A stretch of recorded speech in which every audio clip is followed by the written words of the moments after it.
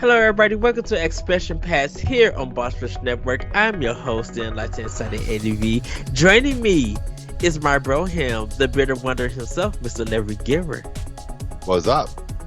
What's up, good sir? We are going to have a very interesting discussion for you guys. I presented this one with to Larry, and he kind of disagrees. Earlier, we was discussing it, and I kind of want to talk about Nintendo characters probably being the number one cosplay when it comes to video games. And Larry, you kind of disagree with that. So I flat out say you're wrong. let's get into it. And the reason why I want to have this conversation is because we barely talk about cosplay. When we talk about dressing the best character and go to conventions or doing pictures and stuff like that. It's mostly like we'll see Princess Peach, we'll see Mario, Luigi. Some people do Toad. Even when it comes to males doing female characters, sometimes you see them in Samus suit or their rendition of Princess Rose or Princess Peach / Toadstool. You know, it's more I think it's more familiarity with the Nintendo characters than it is with anybody else in video games. And so I kind of want to ask you, why do you disagree with that?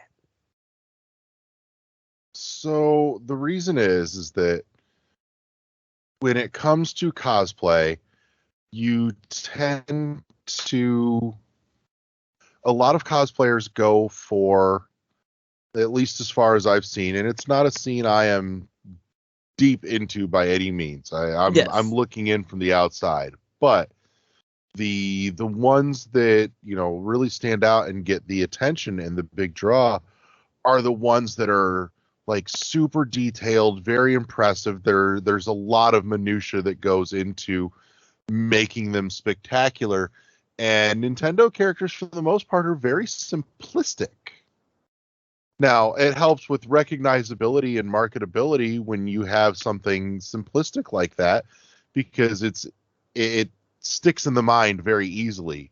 Hmm. But the more impressive cosplay that you see out there, which tends to be what I think draws a lot of people to it, is the ones that aren't overly simplistic, the ones that really are given opportunity to showcase skill and effort in building out a cosplay. Some big ones, or some that I really enjoy seeing, especially when well done. The Penitent one from Blasphemous. I've Hmm. seen some real impressive Penitent one cosplays. You get into some of the Metal Gear characters, the more outrageous, wild design characters like that. Things like that that really act as a showcase for talent, and more simplistic designs like Nintendo's franchise characters don't tend to lend themselves to that opportunity. But and to make this one clear, everybody, we're only talking about video games. We're not talking about anime. Anime cosplay is on a whole nother level of detail work. 'Cause there's some amazing anime cosplay that's out there that you could go see. I kind of feel like when it comes to, and I guess we're talking about kind of like about conventions and not so much as like Halloween costumes or stuff like that. I kind of feel like Nintendo, because definitely with Pokemon, everybody's some people are dressing up as like Ash or taking that kind of Pokemon trainer and dressing up with them, or even like some of the professors and everything. There's just something more, I guess, like recognizable, because I think when it comes to anything outside of the Nintendo universe, when it comes to cosplay, it may be Street Fighter, like Ryu or Ken. You know, back in the early '90s, it was Mortal Kombat at a time. Just people dressing up as Sub Zero or Scorpion, and maybe Johnny Cage. Um, But like Scorpion Sub-Zero was like kind of the biggest thing with fighters and stuff. And it's probably like even I think with Neo Geo, going into that series, like you're gonna get Terry Bogard from the Fatal Fury series. Who else are you doing from the Neo Geo universe of games when it comes to cosplay? Come to think of it, I don't see nearly enough Metal Slug cosplay. Yes, That should be a thing. yes, and I think so when it comes to like Nintendo characters, I kind of feel like yes, the Mario games are easy to go to. Of course, we see Samus and how a lot of people take that because of the suit that they built with her. There's some people who actually designed her Zero suit. Uh, Oh yeah. and getting the wig and everything. But then we kind of started seeing Bayonetta come into Oh play. yeah. You know, um, not so much Fire Emblem though, which is weird. I don't think, honestly, I don't think until they've made it to Smash, the Fire Emblem characters Hmm. carry that level of recognizability either, though. Like once Uh, they get into Smash, it's more in the public domain of discourse. mm. But characters from the Fire Emblem series that are only in the Fire Emblem series tend not to get into that conversation nearly as much, or barely at all, really. Well, what did you think? If what do you think is the most popular kind of cosplay when it comes to video games? Oh, um, as far as most frequently done, or in terms of most recognized, Most or recognized, most attention paid to. attention paid, recognized, attention paid. Um, a really well done Samus cosplay, or a really well done cosplay of anything from Metroid tends to get a lot of attention when it comes up. I've seen some really impressively done Samus's like full power suit. While back, somebody did a really impressive Dark Samus cosplay. Actually, that was just spectacular. Um, Also, Samus is not the only cosplayable character from the Metroid games. I've seen Space Pirate cosplay. See, I've never seen it. Now, they did a real interesting take on it. They built basically like this whole thing so that if you look at the person sideways, you're Uh, looking at, the side view of a 16-bit space pirate from Super Metroid. yeah. And there's essentially different pieces. So, like the arm moves one way and the body moves as a whole piece, and the leg moves as a whole piece. It was really kind of adorable. It made me smile tremendously.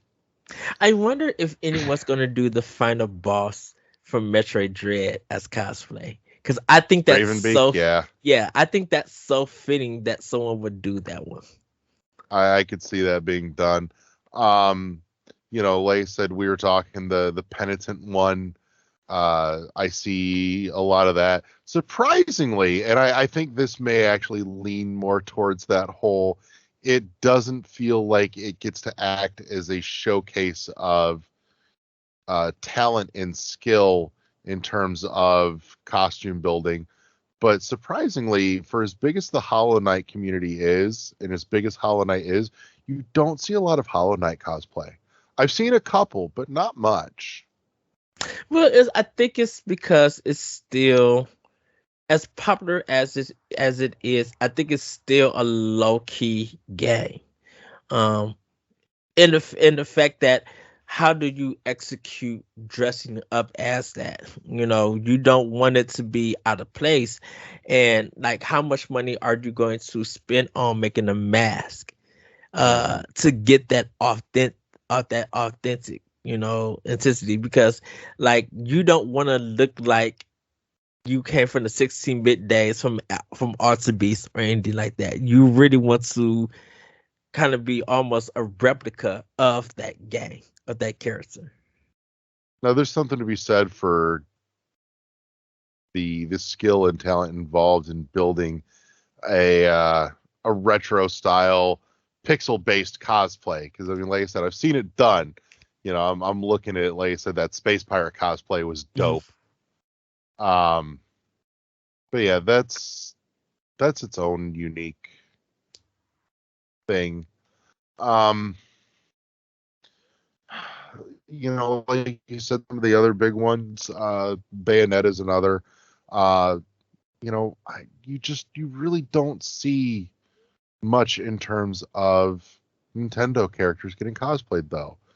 Like it's hard to look at a cosplay of Mario and be super impressed or blown Yes. away because it's so simplistic and you're like, okay, that's okay, but you know, when it comes to cosplay, you know, we seek, and let's be real here, we seek, you know, spectacle, Yes. and you don't get that really with most Nintendo characters because of the simplicity of design. But I think it's when it gets the take on, the characters. Like we get Sexy Princess. There has been, some. Everybody just bear with me. There have been twink versions of the Mario characters, in a sense. Uh, and I say that lightly because there has been some designs that has been like literally cuckoo crazy to be like, whoa, you really pushed the envelope. When Bowsette became a thing, you started seeing cosplay after the art style that people were making I for didn't see that. much cosplay as far as Bowsette goes, but man, the artwork was something to live for. Yes, and so I think because like people might just be listening to this and be like, well, what about Sora from Kingdom Hearts? I'm like, yes, Sora is popular, but you know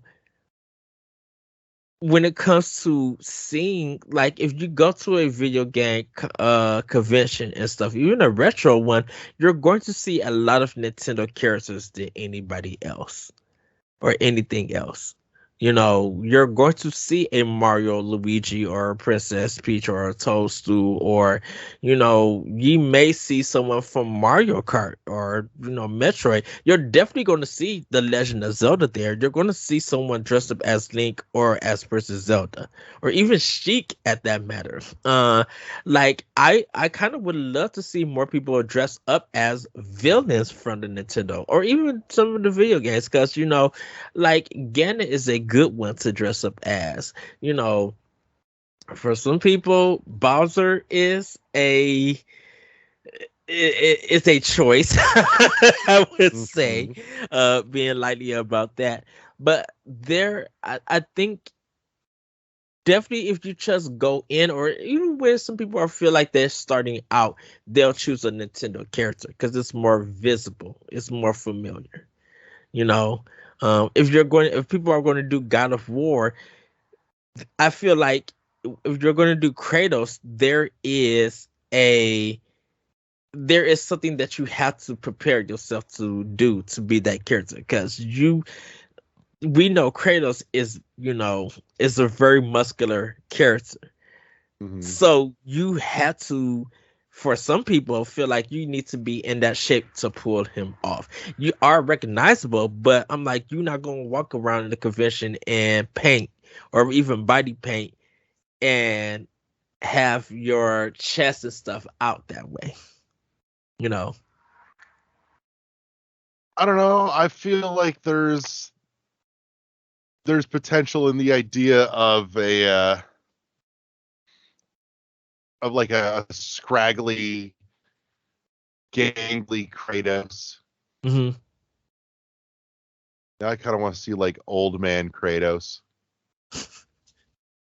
Like I'm talking, this is Kratos at age, 93, when all the muscle mass is gone and he's just kind of a, hunched over stick like Eustace from Courage the Cowardly Dog. Oh wow. Well, I know, Stupid boy, you made me kill a god. Oh, well, I know Star Wars and Star Trek outside of that too, and I think it's sometimes when you go to different conventions, because yes, you're not going to see Nintendo characters at a Star Wars convention. You're not going to see at a Star Trek convention. You're going to see characters dressed from that universe being there. But I think when you go to a comic book convention or you go to PAX, um, at when E3 was like a thing that people could go to, um, you will be able to go there. Even some Nintendo events that they hold, at different cities, there's someone dressed as a Nintendo character, of course, there. And sometimes some people might dress up as like Sonic the Hedgehog, but it always goes back to Nintendo. And I guess that's we kind of talked about that. I talked about this with a couple of friends of mine, that the power of the IP. And Nintendo's IP is so powerful in gaming that when people cosplay as those characters, they get noticed. They get their picture taken. Just be like, oh, that's cool, that's cool, that's cute. Even like Symphony of the Goddess for the Legend of Zelda, people were coming as the fairies. They were coming as different characters, the Gerudo clan, just like they were coming as characters to that concert and stuff. But like, I went to the Undertale concert and nobody was dressed from that game. I feel like Undertale's a tough one to do just because of the style of Undertale. Hmm. And I So, think the Skeleton Kid is probably the most recognizable of Undertale. I don't know. I feel like Sans is pretty up there. Okay. Because how did you? Not to mention Flowey. That's Flowey, it? you could do some cool stuff with, especially like once he reveals himself as like the nightmare fuel horror thing that he is. Yes. You could probably do some cool stuff with that, but Oh, and I can't forget to say Earthbound. yeah, and again, that's another one that it's very simplistically styled, and so I feel like But it's almost too easy, and you don't tend to see people in the cosplay community reach for the low-hanging fruit. do you think it's because the Nintendo universe feels gender neutral in the sense that that No, men and women can play either character and pull it off?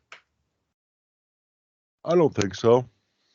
I don't think that's the case at all. I mean, if that was the case, you wouldn't see really impressive like gender bend Hmm. cosplays get so much attention. And that's I think the secret is that successfully gender bending a cosplay role takes a level of both skill and confidence that when it's done, that's why it gets so much attention, because of what it takes to really make that work. Cause like, I guess because any gender could do like Tingle, any gender could do Mario, uh, any gender could do some of the Fire Emblem characters, you know. But like, Mhm. how as a male do you pull off Bayonetta? Uh, or do you do the male characters from Bayonetta to suit you? Because it's really hard to mimic at times those characters from that universe. Um, I think some of it comes down to, as well, as a cosplayer, knowing what kind of design, or being able to come up with an idea for a design mhm. that's gonna fit your build and your body type as well. So, even if you don't look physically like a one-to-one representation of the character that you're aiming for, that you can put enough into the design elements to compensate for that lack of similarity to make it recognizable. What do you think about like Pikmin in a sense? I feel like a Pikmin cosplay would essentially just be done with the same equivalency of like the inflatable dinosaur suits. Oh I wow. mean, that's how I envision a Pikmin cosplay, really, is just, inflatable little things going doot, doot, doot, doot. You just get a bunch of people together and, you see a whole swarm of them go up and down the hallway of a convention hall. Well, what you I think literally the main character from Eternal Darkness is probably one of the easiest cosplay from the Nintendo universe because it's just pretty much a white blonde wig with a ponytail, a black tank top, and some pants, and then some shoes, some black Yeah, shoes. everything about it is nondescript and generic, and so you don't see anybody bother with it because, one, it's low effort, and two, that nondescript generic means it's like it's hard to essentially put out that signal that I'm doing a character, I'm doing a cosplay of this character, because it's like, sorry, that's just regular everyday street attire. Yeah, Cosplay is very much about the spectacle. because like, how do you do Elite Beat agents? How do you do You could do Elite Beat agents if you put the work into the hair and you get a group together and coordinated to do that. You could totally pull that off. I kind of would love to see now like Elite Beat agent things that you just walk around and you just hear pop, pop, pop, pop, pop, pop, pop. Like if you got like, okay, I'm going to use this popper, and you start popping and they're dancing to it, like or some song is playing and stuff. Because it's just like we even spoke about Duck Hunt in our 1v1, and Here, I found some Elite Beat agents cosplay for you. oh wow. Google search has results. Oh, of Some good course. ones too, actually. Like how do you play like the dog from Duck Hunt and stuff? I don't know. Drag around like a stuffed dead duck. You can, walk up to somebody and go.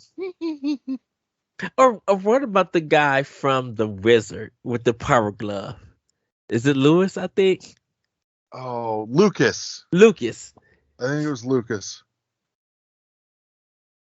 I don't know if he's worth cosplaying. It's like, yeah, here's an asshole kid from the 80s. And then you of course you got Donkey Kong and Diddy Kong. So and like Grumpy Kong. Like you got all of those kids. And that's why I just feel like with the Nintendo universe and games and their IP being so strong, it's just like I don't see no one dressing up as Gears, you know, or I should say that without making it feel like it's a publicity stunt or marketing that game. When it comes to like a convention and some good cosplay, I think that's what if I go in, I'm expecting to see more Nintendo characters than any other video game. Not even I don't even think PC stuff gets cosplay. I don't know. Like like where is because like Half-Life is kind of probably one of the biggest PC games, or even I've seen my fair share of Gordon Freeman cosplay. I thought World of Warcraft would have more, and I don't see it. Like I don't even see Final Fantasy characters besides Cloud, and now Barrett. I think because of Final Fantasy VII remake, we might be starting seeing more of that. I don't know. I've seen a lot of Final Fantasy VII cosplay in my day. But it's I not think it just as fell out of rotation. yeah, it's not relevant. There's nothing keeping it going. And I think that's probably why I feel like Nintendo may be probably the number one in cosplay when it comes to video games because there's some relevancy to it and it continues every year that someone is doing something from that company. Because like I think Lulu and Orin from Final Fantasy X would make great cosplay for people. They're so well designed as characters. There is work to put into them, but they're so well designed as characters. And I think it's getting the outfit, like you said earlier, getting that outfit together to execute it. Because the thing about it. Yeah. Well, I feel like we've kind of covered the gamut on this. Yes. Any last words? I don't know. Go out there and be your authentic cosplay self. Yes, go have fun. Don't ever hesitate to send me photos and videos of awesome fucking cosplays because they're fucking cool. Like I'm telling you, I'm staring at like some of these Elite Beat Agent ones, and they're pretty goddamn awesome. Yes. I kind of sent you a link, by the way. I know. I kind of want to cosplay as the detective from Hotel Dust 213. There you go. There's an obscure callback. How I would play him because my hair is not like that. I would probably have to get a wig. Yeah. And like color it, and probably get it like color and stuff. Like get a right shirt and the good detective coat. I think I could probably play it off. That I had to talk to you offline about an idea because you're gonna be like, gotcha. So, with that, everybody, Larry, where can we find you? All things World 11. So world11.podbean.com, all spelled out, all one word. World 1-1. We're in your favorite podcatcher. You should totally tune in. Check out all the awesome stuff we've got going there, including World 11 podcast, Phazon Labs. I'd play that for $1. Mind Over Media just launched. Make sure you go check that out. And other great stuff coming up here in the coming months.